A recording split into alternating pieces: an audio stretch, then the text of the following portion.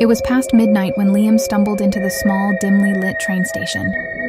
The last train was just about to depart, and without thinking, he jumped aboard.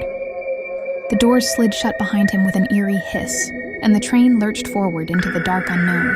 The fluorescent lights inside the carriage flickered faintly, casting strange shadows across the walls. Liam glanced around.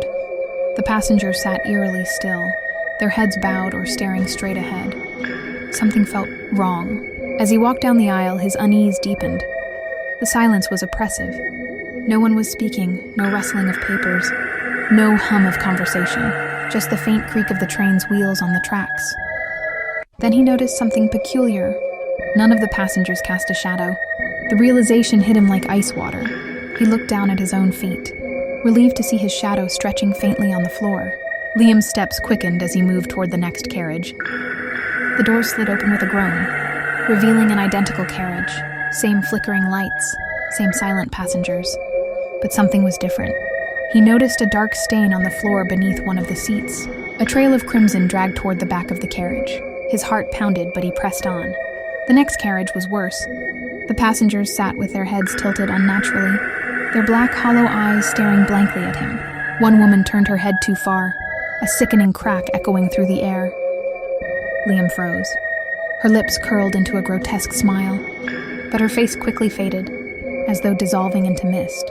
He tried the doors again, desperate to escape. Each door led him back to another carriage, the layout identical, the atmosphere more suffocating. The windows offered no solace. Outside, there was no passing scenery, only an endless void of swirling black. A sudden announcement crackled through the intercom, the words indecipherable but layered, with a guttural whisper that sent chills down his spine. Then he saw it. A pale face pressed against the glass of the window, its eyes wide and unblinking, a grin stretching unnaturally across its features. Liam ran to the last carriage.